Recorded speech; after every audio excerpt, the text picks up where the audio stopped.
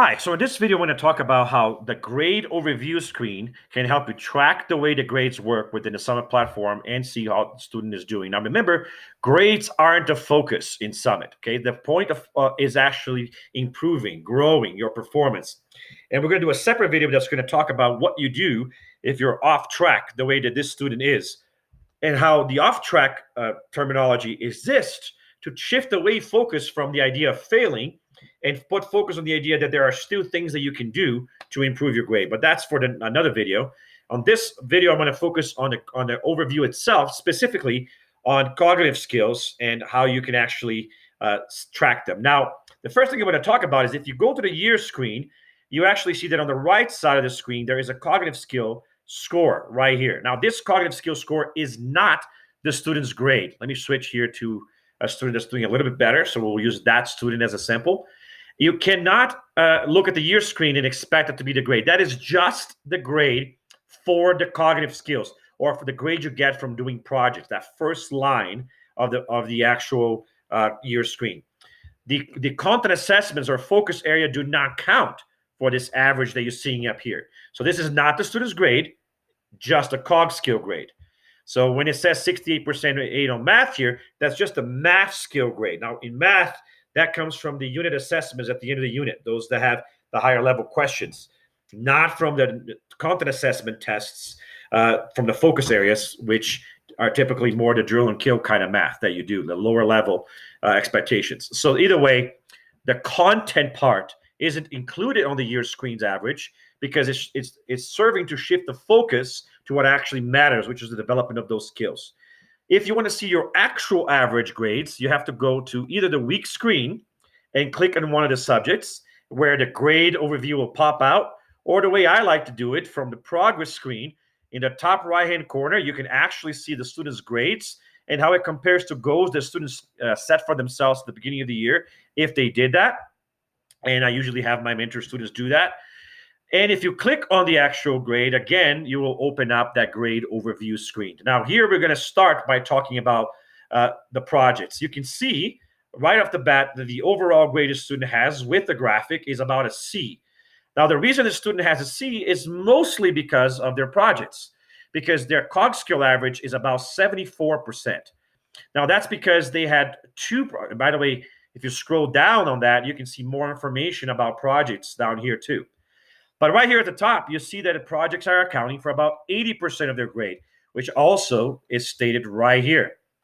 Now, because it's 80% of their grade and they have an average of 74, that is only giving them 79.2% towards their final grade, which combined with the power focus area results is giving them a C right now.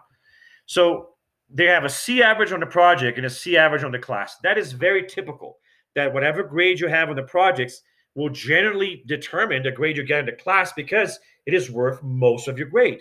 70 to 80% of your grade comes from the skills, right? So that's kind of how that works. Now, if you scroll down, they will actually say that when you turn in a project, the cognitive skills which are part of the project will be graded, but always the highest score you've ever gotten on any given project is the one that's actually going to stick. So if you see the project multiple times in the year, the one that had the highest is the one that will actually count. And I'll show you that in a snapshot here in a second. But the progress page tab also shows you the number of cog skills that you got on each score. And you can see here, if you hover over what that skill was, they're also listed down below. If you scroll over the box of the skill, you'll get information about that project, just like you would from the year screen, the checkpoints, the final product colors, and even the related focus areas, just like you would on the year screen. If you hover over one of the gray boxes, you will see the future project and the related information about it. If the project is not currently underway, you will actually see an empty information box because it's not being graded right now. On the right side, you see the information about the project that next is going to give you an opportunity to do well. And you can see each of these boxes represented one of these projects, a future opportunity to improve on that cognitive skill. So each of these cognitive skills will be seen multiple times. Now, it is possible that a cognitive skill is only going to be seen once, And if that's happening, it's because more than likely it's been seen multiple times in other years or the past, or other subjects are going to do that same skill also this year. Meaning the student will have, as it's usually the case, more than one chance to actually practice the skill within a given year, but definitely over many years. So the idea is to improve on those skills. Now, again, if this student does better on the next opportunity they get for that skill, the highest skill is the one that's going to actually be saved. So let's switch here to English, to science, to see how that would look like if it was a really good result. So you see a student this time in these skills. It's not because it's science. It's because these skills were just easier for the student. The modeling and the presentation, or the student did better, not necessarily because it was easier. The student performed better on modeling and oral presentation. Notice that those same skills could show up in another subject. So let's see if in history, if any of those skills will actually show up. So, and the student is doing well on some of these skills too. But yeah, so in here, it doesn't show up oral in history, but let's see if in English, they will have a chance to do oral communication. Oral presentation in English. So maybe when they have oral presentation in English, they will have a chance to do well, since they seem to do well in oral presentations. So the skills are tested across subjects. But anyways, because they did so well on that project, the average is actually 100%, because the maximum for a seventh grader is 4.5. So the average is above that, so they get the maximum. You can't get an average above 100%. You can only get the maximum. So, but it's still worth trying to go above the 4.5, because each skill that's above 4.5 makes up for a skill that is not above 4.5 when you're calculating the average. And besides, it's always a good idea to do the best you can. Even if you're performing above grade level, always push yourself to improve, which is something the system actually allows. You can get grades that a sixth grader, an eighth grader, a ninth grader, 10th grader would get.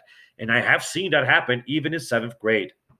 So if a student does poorly on the project and performs closer to the bottom of the expectation for the grade level, like a seventh grader is 2.5, then their grade is going to be closer to 70%.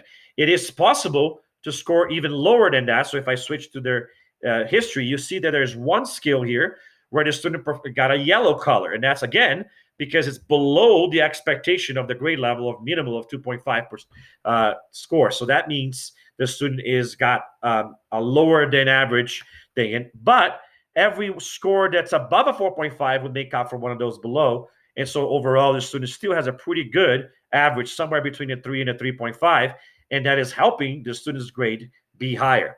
So your project grades, cognitive skills, are going to be the primary driving force of how you do. So it's important to do well on projects, to actually do those checkpoints, get the feedback, turn it in on time, follow the feedback, talk to your teacher, get the help so that your final product is as good as possible. If there's a draft submission, submit the draft on time, get feedback, fix it again, and then turn it into final project as best as you can.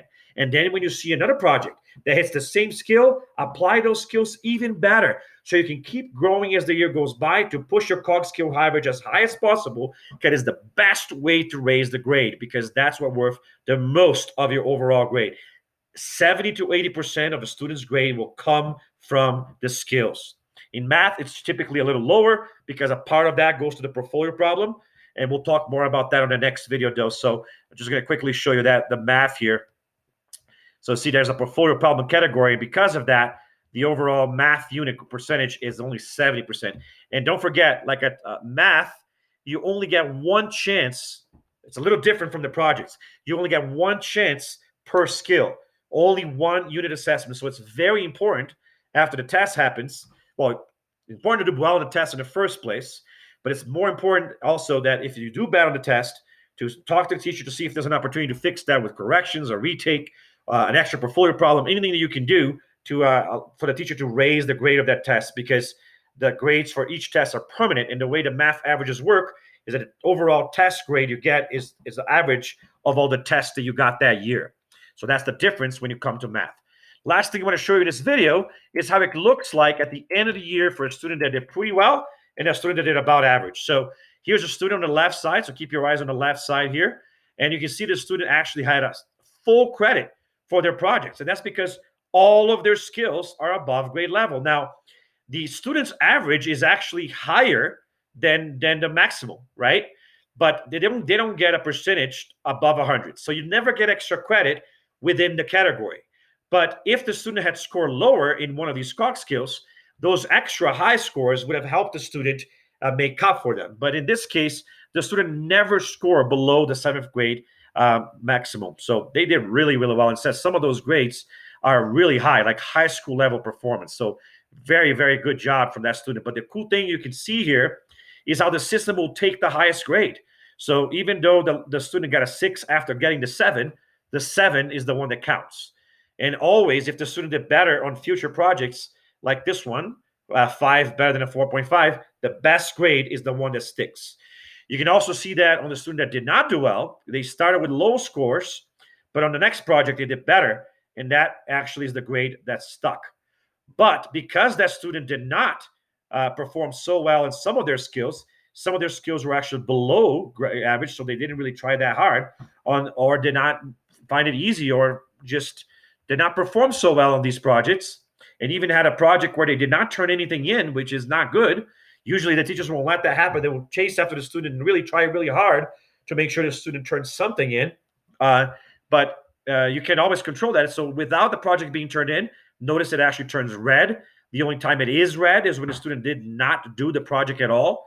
Otherwise, the lower performance, it turns yellow. That's how it works for final products. And those are lower the grades, though, compromise the average. So instead of getting a really high average, the student got about 70%. So even though most of their grades were above the minimal, those grades below the minimal kind of lowered their average, and they have 70% on the Cog skill average, which only gave them 49% towards the final grade, and that caused them to be C. So notice also that in this course, unlike the ones which is in the demo, the Cog skill averages are accounting for 70% of the overall grade. So like I said, it does vary from course to course. Let's see an example with math. A student that is got a C overall in math here versus a student that actually had to go to summer school for it because did not perform very well overall. And you can see that the student's overall math grade is based on the average of all of their test scores. So when you combine their test scores together, you get the average, and you only get one shot per skill. Versus if a student did not perform well or perform below the grade average on their grades, then they actually will have a much, much lower grade.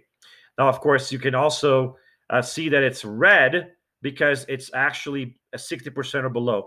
That usually indicates that either the test was not done or there was no evidence of mastery. And that's the only times you're going to get that red on a project. Otherwise, it would be yellow if it was just below grade average, but not, the minimal or not having it done. So these are just some examples of really great results, average results, and really bad results. Now, hopefully, before the end of the year, you fix that to avoid having to do recovery, right? So that's kind of how the Cog skill averages get calculated, and that's only one piece of your overall grade. On the next video, we're going to talk about portfolio problems, and then later we're going to talk about content assessments and how you can track that on your grades overview page. I'll see you guys then.